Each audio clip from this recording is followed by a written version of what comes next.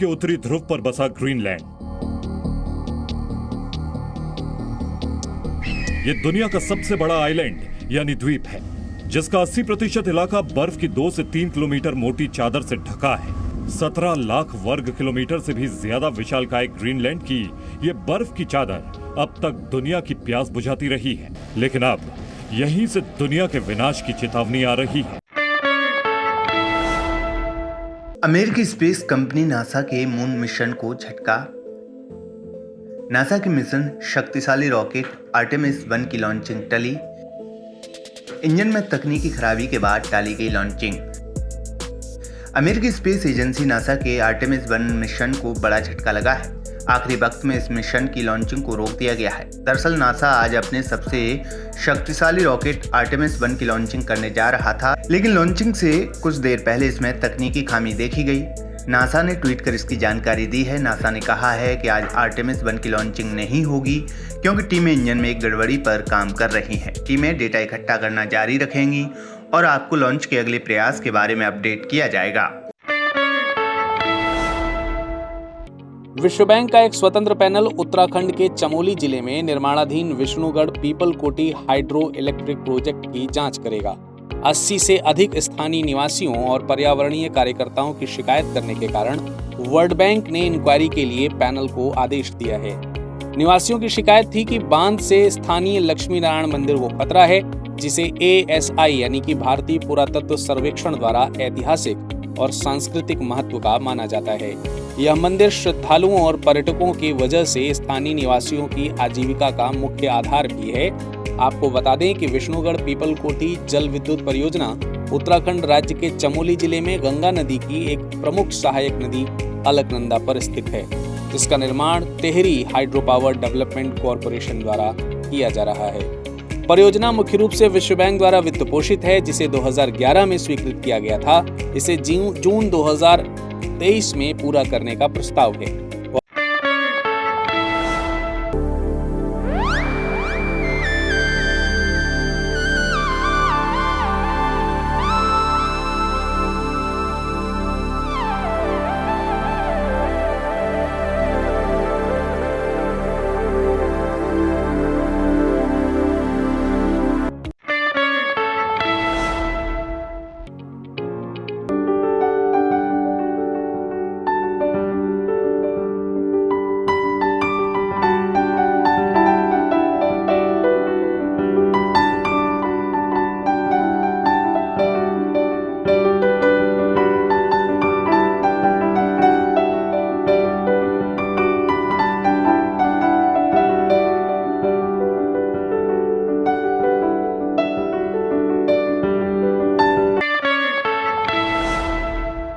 Thanks, Akash and Kiran.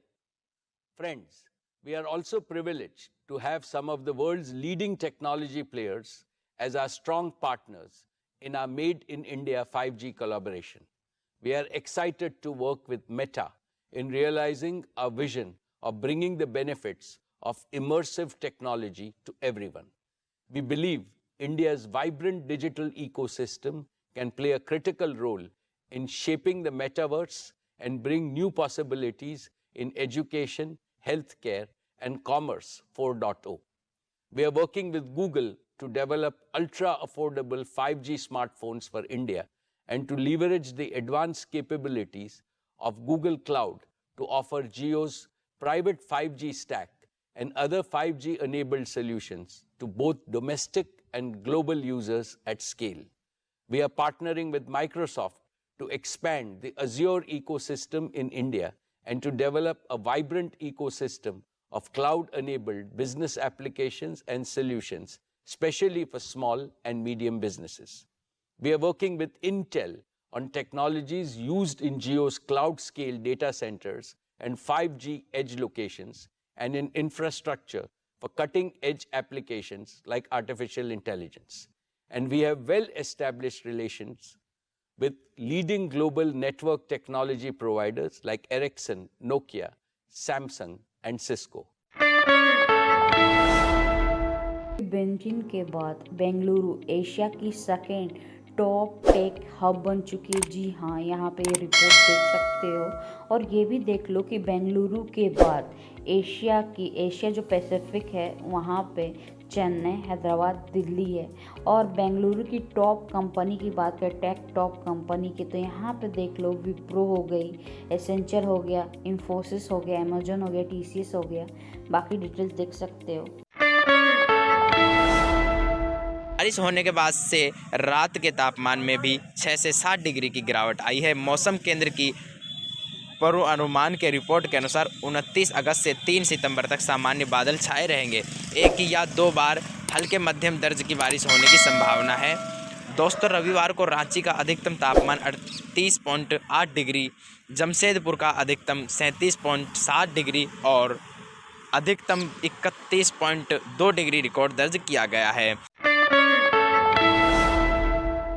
Jharkhand के दुमका में एक मासूम लड़की एक सिरफिरे लव जिहादी की सनक का शिकार हो गई। शाहरुख नाम का ये लड़का अंकिता नाम की इस लड़की से एक तरफा इश्क करता था, उस पर दोस्ती करने का दबाव डालता था। अंकिता के इनकार पर शाहरुख ने उस पर पेट्रोल छिड़क कर आग लगा दी। 4 दिन तक अंकिता रांची के रिम्स में जिंदगी की जंग लड़ती रही, लेकिन आखिरकार वो ये जंग हार गई। इस बर्बर हत्याकांड पर झारखंड की सियासत गरमाई हुई है। लोग हत्यारे की फांसी की मांग करते हुए धरना प्रदर्शन कर रहे हैं। सब्सक्राइब करें पर्यावरण पोस्ट।